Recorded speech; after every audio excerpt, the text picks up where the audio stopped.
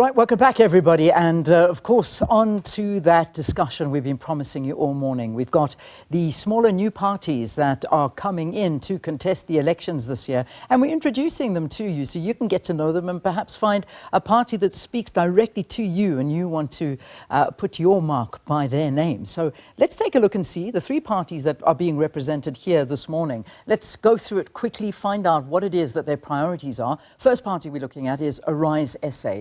So if we look at what Arise SA are saying, these are kind of the key things that they are doing. Job creation, economic growth, unleashing the potential of sports and recreation in South Africa, quick wins for South Africa, supporting young entrepreneurs, encouraging public-private partnership in South Africa, driving innovation and investment through collaboration, and of course strategies for revitalizing the South African media and publishing industry. That's Arise SA, so that's what they are saying and standing for. And then the priorities for HOPE4SA, I should say. Here's one: building professional governments and fixing our municipalities, prioritizing rural development, restructuring urban areas, growing the economy, prioritizing rural and township economies, restoring law and order, securing our borders, and of course prioritizing quality education. So that is HOPE4SA. And then the final party that we've got here today is the South African Rainbow Alliance. You may more know them as Sara. You've seen these signs all over. So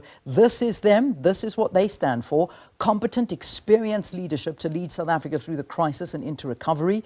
Professionalization of the political and public sector based on merit. Practical policies that will help people in their day-to-day lives. And moral values and godly principles to restore the soul of this nation. Those are the big priorities. Of course, they have many, many more priorities that they have. But the thing is that to try and dig in, see the similarities, and also make sure that they are the right people for the job and who and how they intend on achieving those goals. So I've got them seated right over here waiting for me while I try not fall over all these steps to get to you. Good morning, everyone. This is so nice to have all of you here in studio with us. So let me introduce you one by one as we go through who our guests are, and then we'll get into the conversation. Of course, we've got Sara leader Colleen Makhubele in studio with us. Lovely to see you. Thank you, Leanne. Lovely to see you, and good morning to our viewers and listeners. Indeed. Then we've got Arise South Africa leader Mpho Dagada. Welcome. Good to see you. Good to see you too. Thank you so much for having me, and good morning. Nice to see you with your political hat on. Thank I know you. we always see you with your technological side of things, but now politics at the center of everything. Nice to see you, Mpho. And then our final guest is HOPE4SA leader John Mathuhle. John, welcome. Thank you so much, Leanne. It's exciting to be here, and good morning to your listeners and viewers. Fantastic. Now that we've introduced you, we're taking a break. How's that for TV? Keeping you on a cliffhanger, South Africa. You know them. These are their faces. Yeah. That conversation starts after the break. Stay with us.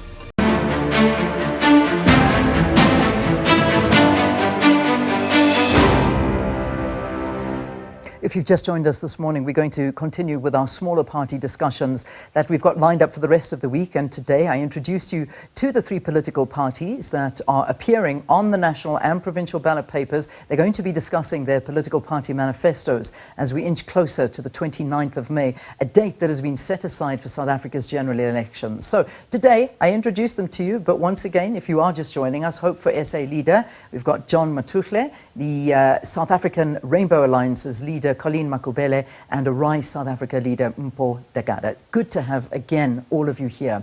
Mpho, straight into the conversation, because obviously we want to get an update of what's happening with you and the party, because I know that yesterday was a little bit of clarity on this. We know that Arise SA was removed from the national ballot. You, however, were back in the courts yesterday to try and resolve that issue. Where are we at? Any developments yet? So yesterday we had the court hearing our case, and we believe that they're going to give a ruling within this week.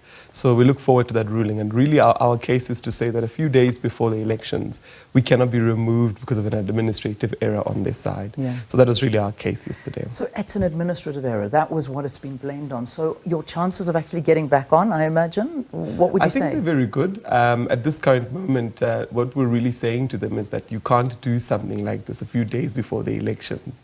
It really throws everything off. So I think our chances are quite good. Our case was quite good, and we had a very good case that we brought to the court, and we look forward to hearing the judgment. All right, good. Well, let's wait on that one and see that that is sorted out. But while I've got you, and while we're talking, I want to go through each one of you and talk to the idea and the formation behind these parties and what inspired it all, of course, and what it is that fundamentally you believe you stand for. I outlined a lot of your mission statements, but to hear it from your mouth is much better. So, Mpho, let me begin with you. Arise South Africa. What exactly is at the heart of it?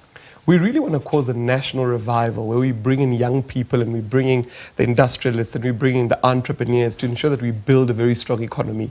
We believe that South Africa is one of the richest countries in the world in terms of mineral wealth, what we've got in our land and what we're able to do. So we really want to get our economy functioning at full throttle, creating the necessary jobs that are needed and unleashing hope amongst all our citizens. It becomes quite important that our nation over the last 30 years has really gone through a process that has led many to depression, with the joblessness, a lot of hopelessness, the crime situation, the healthcare situation. And what we really seek to do is to make a clarion call to the nation to say it's time for all of us to arise from the ashes and build a country that we'll all be proud of. So we're bringing about young people, we're bringing about the old people as well, and really uniting the nation to say it's possible for us to really become a global superpower because we have everything that it takes. It's possible for us to build facilities that are going to be world class. It's possible for us to create the necessary jobs in the economy that are going to ensure that majority of our people move out of poverty. And it's also possible for us to have ethical leadership, which is really important in our country because we lose so much to corruption on a yearly basis.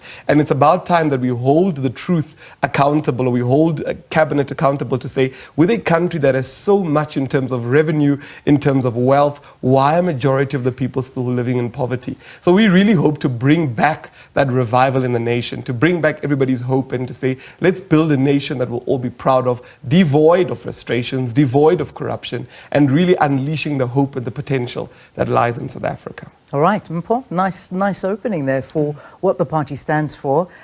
Sara's party too, the South African Rainbow Alliance. Colleen, of course, we know your face quite well in terms of being a former speaker, former member of COPE at the here in Gauteng. And then suddenly one day we woke up and we saw that there was a new party launched and your face was there.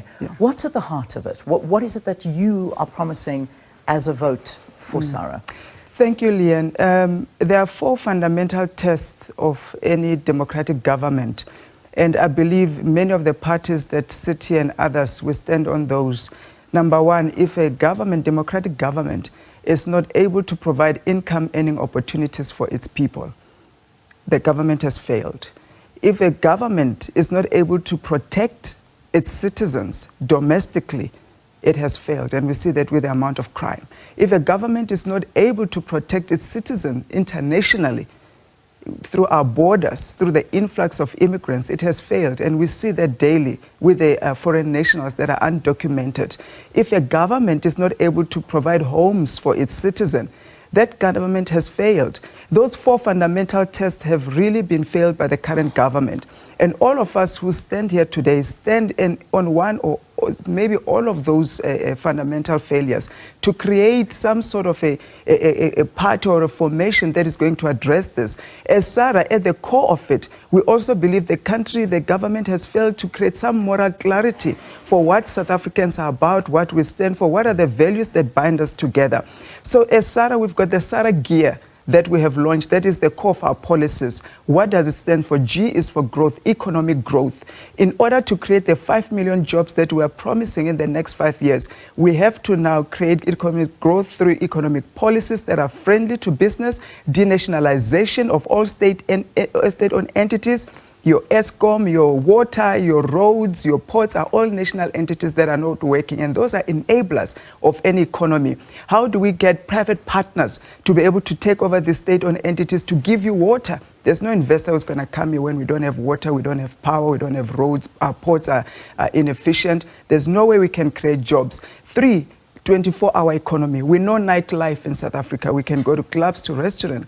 But we compete with the New York, with the Tokyo, with the Hong Kong. Those are night economies that are able to create 3-4 shifts, in a day. Without lifting a finger, we can have the unemployment rate in this country. Through that, being friendly to corporates, let's reduce corporate tax to 22%. your income tax to 36% because the cost of living is too high. Corporates are not able to invest because of the high tax and the unfriendly labor laws that we have.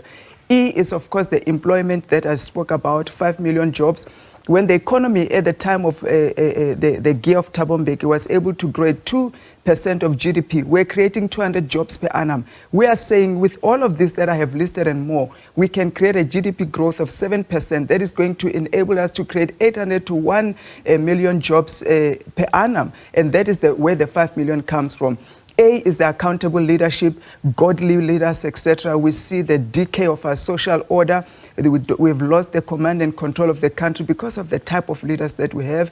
R is the redistribution. We believe in the grants for the most vulnerable. If our policies cannot create the jobs, we must give meaningful grants, even to women who are caregivers, to the elderly, to those that are people with disabilities, etc. All right, so interesting. 5 million jobs in 5 years. In 5 years, Certainly. and making this into a 24-hour economy, Yeah. as well as a lot of other ideas. So that's, Sara, that's the gear and what it Yes. all stands for.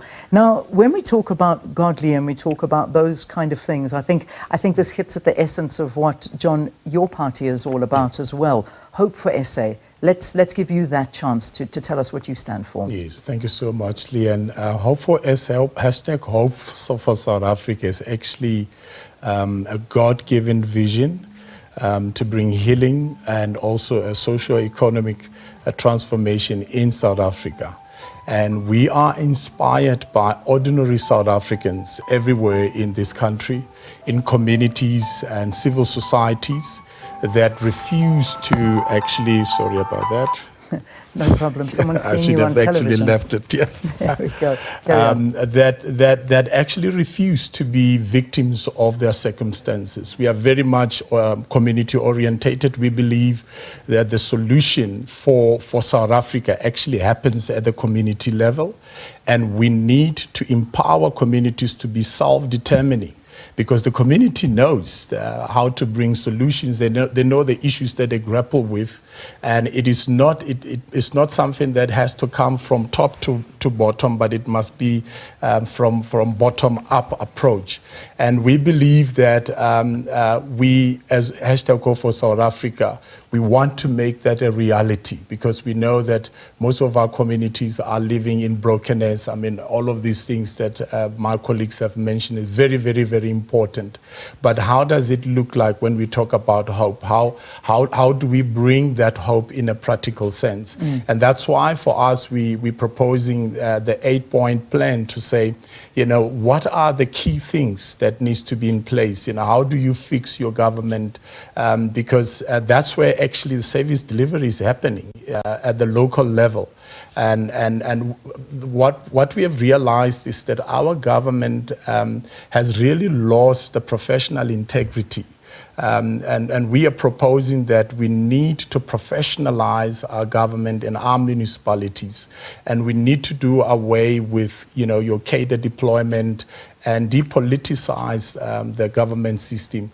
And the government must be owned by people on the ground. Yeah. Okay. I suppose very nothing new in terms of what people have been asking for in terms of politics and how things should run, but unfortunately there is that is missing. A question I need to ask you, and it's very obvious on your jacket, and it is a political standpoint, and people do look to this to who they would like to cast their vote. I see you have a flag of South Africa and Israel together. Yeah. What does that mean? I mean, is that also a part of what you stand for? Perhaps you would like to tell us a little about that. Yes, listen, we are a Christian-based political party, and we really believe that one of our commitments is for the peace of Israel.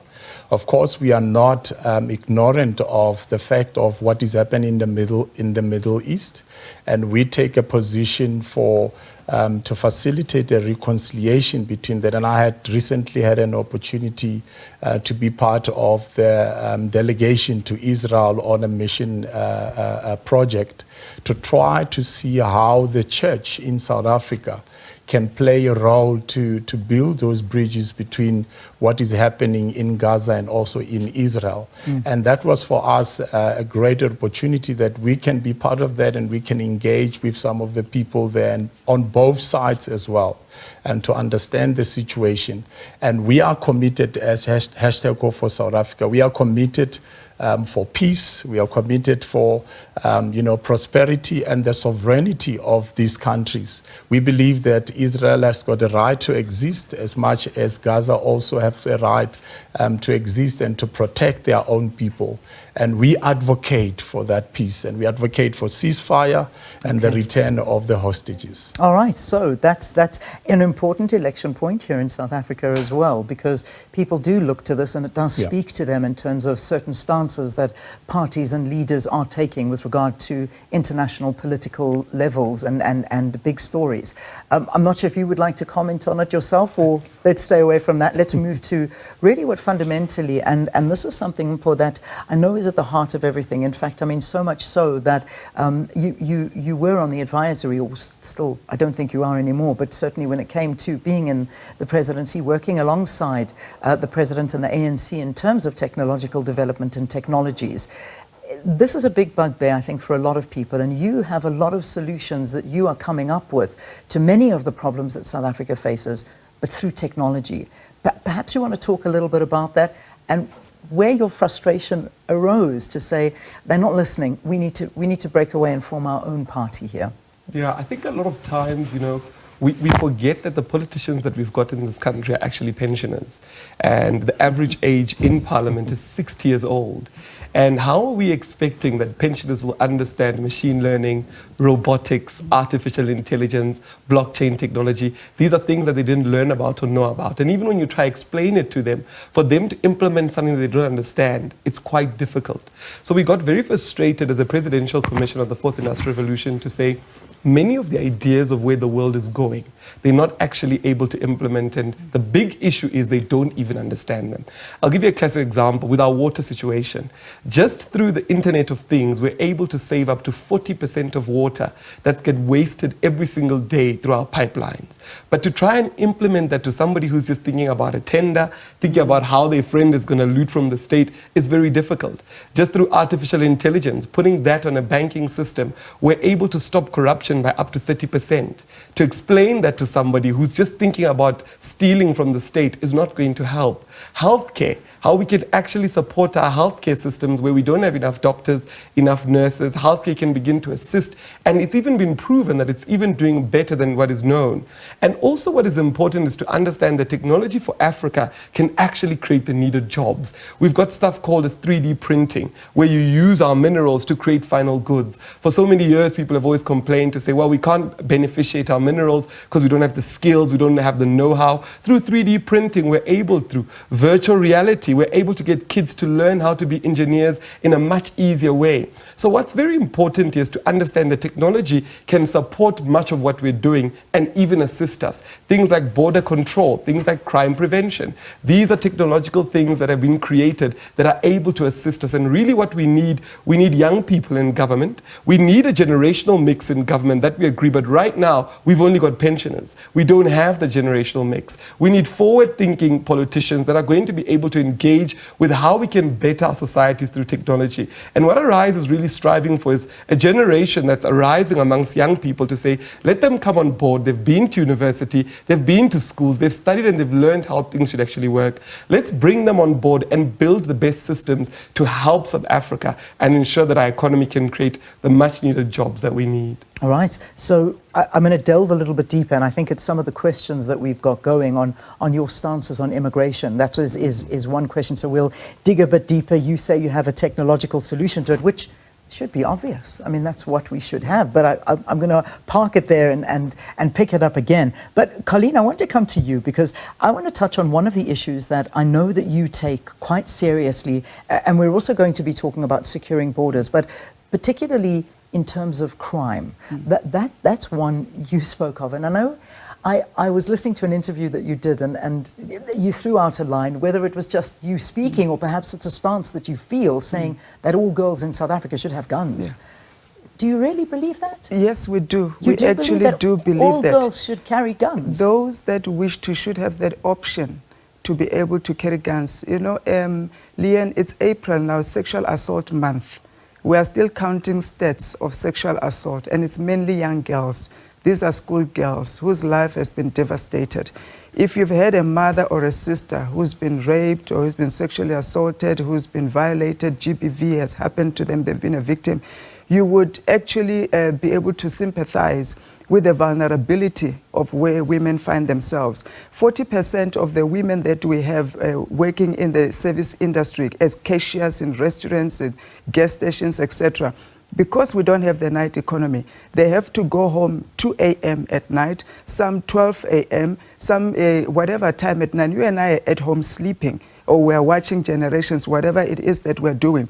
They are vulnerable, have to catch taxis to go back to their places of abode. And most of those women don't have any means of protection against those vultures that are waiting for them, whether to take their money or to rape them.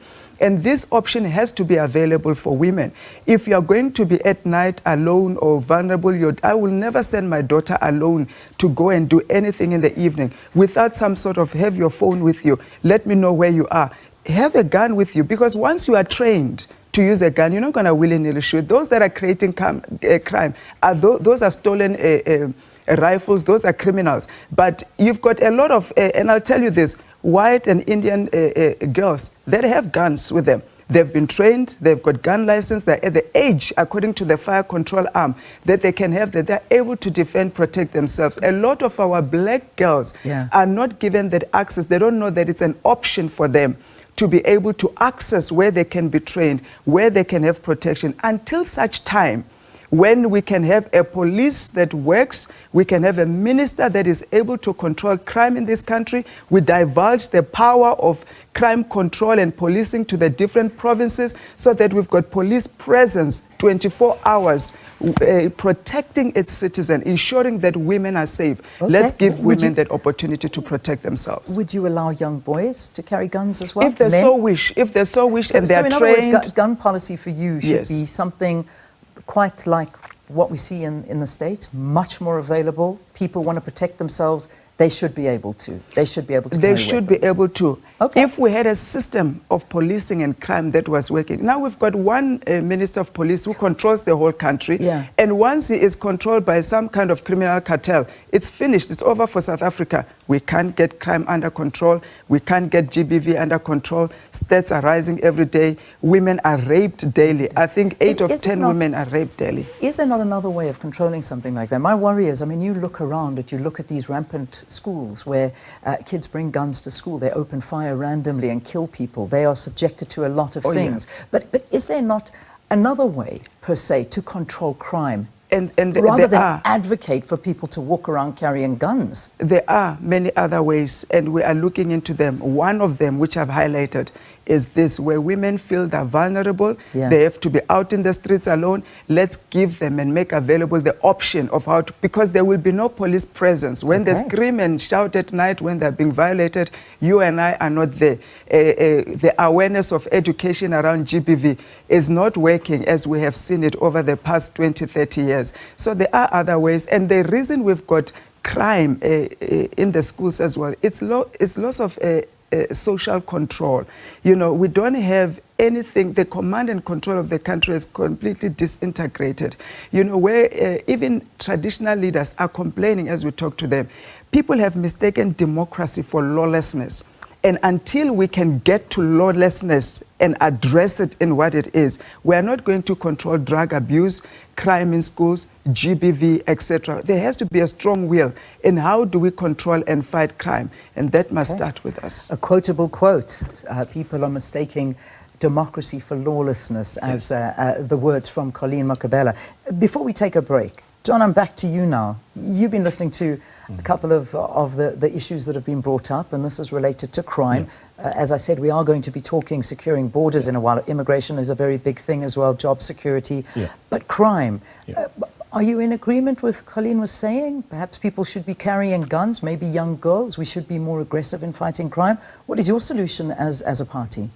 Yeah, I also share the sentiments, Mathuhle, that we need to open access for our people to be able to protect themselves. But I also think that there are better solutions that are community orientated. And what we propose as Hope for South Africa is what we called your traditional and community justice system, where you need to actually go back to the traditional ways of engaging the community to even deal with crime. Because you see, the problem in South Africa is that and this is the notion that we have created for our people, that they don't have to take any responsibility. The community don't have to take any responsibility. It is the government's responsibility. It is the police. But if you look back in our, African traditions, we used to have elders, we used to have people, we used to have courts, family courts, where even before the matters can get to the police, you have responsible people within communities that are coming together and say, how do we resolve this issue? And I think we need to strengthen that as the government, the community-based policing as well, and justice. Okay. And that is what we think that we should actually go back. We need to involve the traditional leaders. We need to involve pastors. We need to involve, people in good standing within the community to deal with this. And I think mostly our homes are broken, families are broken. Yeah. And if you have a broken family in a community, you will not have a healthy community. And if we can build into that and start to restore families, we're living in a fatherless nation where, a lot of young men, they grow without their fathers, even girls. Yeah. And I think that is the root cause for a lot of these social ills, including All right. After the break, we're going to take some quick fire questions that have come in from viewers to all of you. I've seen some very interesting comments as well. Some for you, Colleen. I'd love you to respond to them as well. This one basically saying, Sara mentions godly in their vision and the Bible says, thou shalt not kill, but people must carry guns. Yes. Don't say anything. These are just some of the comments that are coming up after the break. Stay with us right here on Morning Live.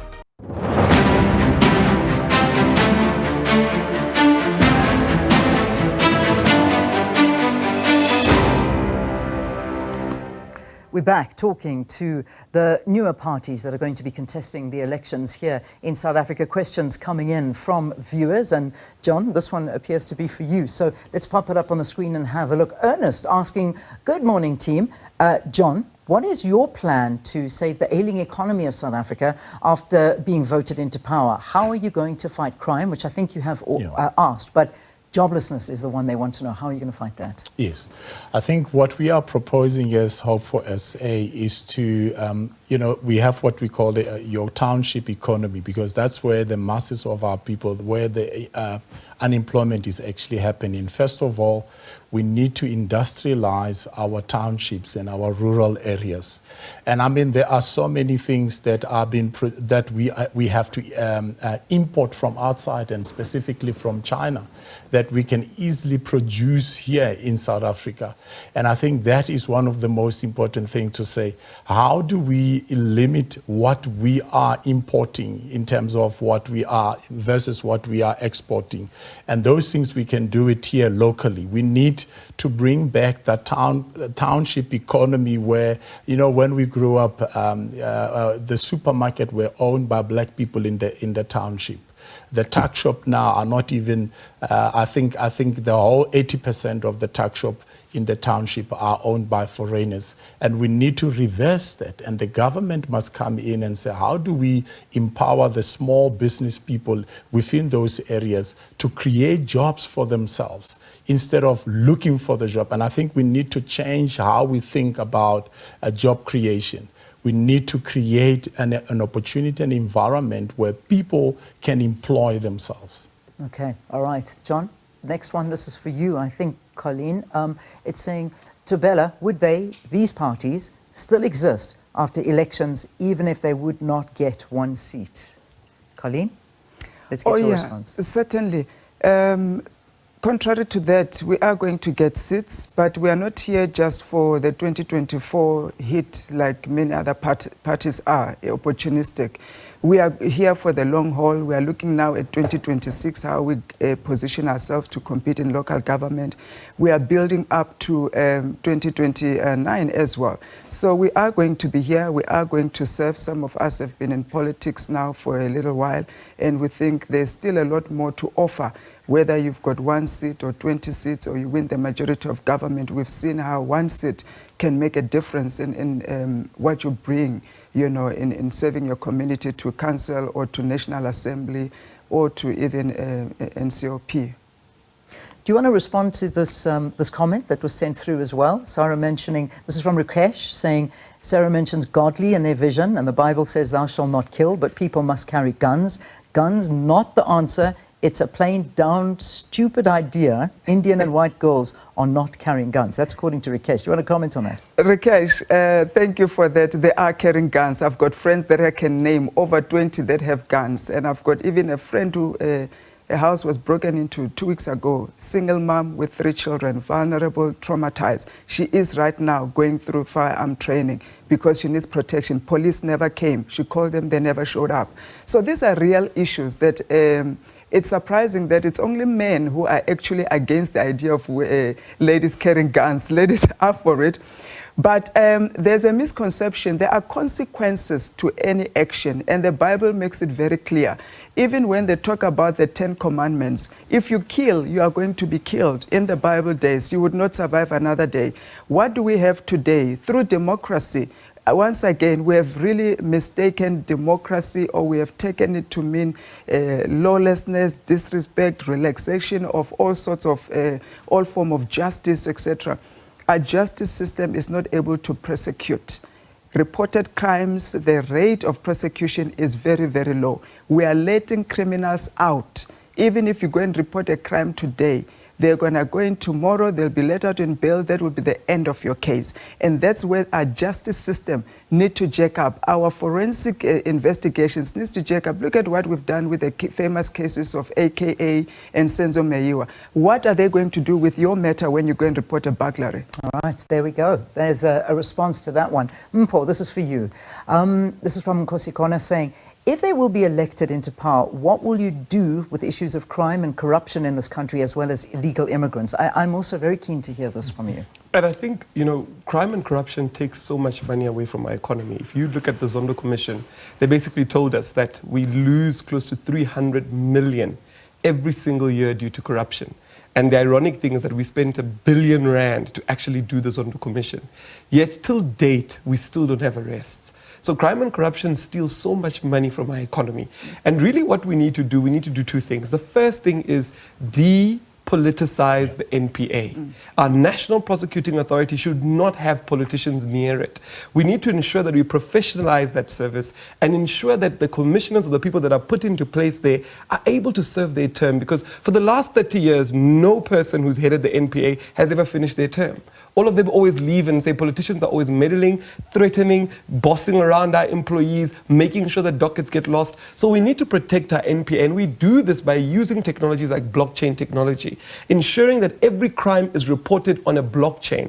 What a blockchain does is it keeps that information. You can't tamper with it, you can't change it, you can't erase it, and will ensure that those things are followed up. The next things we do therein is to ensure that we begin to hold those of public officials and protect them in the work that they're doing. So many whistleblowers in this country get killed by reporting the truth. We need to protect them, ensure that we even give financial incentives to people that will tell us about corruption. Why do we do that? We're already losing close to 300 million every single year due to corruption. We're already spending R1 billion on the Zondo Commission to let us know the obvious, which is people are being corrupt. Let us begin to pay people to begin to tell us about corrupt activities. They do this in America, they do this in the UK. Corruption has decreased because you know that the person working next to you is going to report you, and they'll be paid for reporting you, and you'll lose your job. Now, when it comes to the borders, the first thing we must agree on is that we can't allow the first activity of you entering South South Africa to be an illegal activity. We can't do that because everything you do afterwards is going to be an illegal activity. If we're saying South Africans must abide by the law, why are we not expecting everybody else to do the same? So the first thing we're saying is that you must enter the country correctly. We cannot allow illegal to be the first thing you do when you come into the country. So how do you propose we do this? I mean, what is the system you would put in place to control it? I think one of the first things is to ensure that we protect our borders. Now, we can't build a wall because that's too expensive. But what we can do is use technology to be able to do that. There's what we call sensors these days that we're able to put up. There's what we call drones these days that we're able to put up to protect our borders. The next thing that we must also do is we must ensure that the law is agile to deal with illegal foreigners. There's a very simple system, fingerprint system. Every human being has got a different fingerprint. No fingerprints are the same. Our eyelids, no eyelids are the same. We've got a Home Affairs system that is able to check on the spot to see, is this person somebody who is legal or an illegal person? Upon that check, which is a fingerprint check and an eye check, if they are not, we don't need to first take them to prison and wait for a court date. No, immediately let them be deported because the act they've already committed is an illegal act. We can simplify the system to ensure that we deal with these things in a much faster way. All right, quickly, 30 seconds. Immigration for you, John. It's very important. I think one of the things that we need to do is to strengthen our border patrol. We still need to have those hot bodies on our borders. And the thing that we need to do is to train them and to employ more. Our army is not, we are not at war as South Africa. What is it that our army is doing if not to protect our borders? And I think that amongst many things that we can do is very important that we get our Home Affairs system all right, but we also empower our border patrol. All right, again, 30 seconds, because then I'm going to give you each a minute to wrap. So quickly, Colleen. Thank you very much. We need to be able to put up the fences. That's the first and the foremost thing. I hear technology is good, but if you and I cannot even access WhatsApp here in Joburg, at the heart of where broadband is, what are we going to do in the underserviced rural areas, outskirts areas? We just are not ready as South Africans to uptake that technology at the level where other countries are using it very effectively. But what we need to be doing is to put competent people by the borders. I agree with depoliticize as part of our policies as well. But let's strengthen the fences. People are jumping because it's just an open field. Yeah. We have to put up those fences around our borders. There's no way you can put technology without any physical barrier. That is the first thing that we need to do. All right. So wrap this all up. And in this, I want you, as you wrap up, are there any parties you refuse to work with?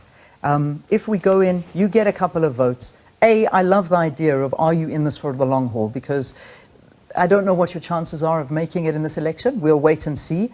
But if not, you're in it for the long haul. And are there parties, when it comes to coming together as coalitions and working together, are there any that you will not work with? Mpho? Thank you. I believe that politics is solving the issues that the society has. Really what it's all about is ideas. And really what we're saying is that we want the ideas to come to the table. Right now in politics, what we see is fighting in parliament, people screaming and kicking one another, people being dragged out. We're not hearing about the ideas. We're not hearing about the innovations, the ideas that entrepreneurs have that could actually solve the problems like joblessness, like crime and all these things. Really what we're saying is that we're open to working with political parties that have practical ideas on how to better the lives of our people. All right, quickly, Colleen. Thank you, Leanne. We will not work with any party that is promoting the Bella Bill, that wants to take our children from a developmental age and damage them for life. Teach a transgender agenda from the age of 5. You want to impose gay rights over our children from the age of 5 in schools. You want to have our teenage girls be able to have abortion from the age of 12 without a parental consent. We're not going to work with any party that wants to sell alcohol in schools. We're not going to work with any party that believes it is a good thing for my son to go to school at the age of 5 and learn how to touch himself at school. No. We want to work with parties that understand that the children are our future.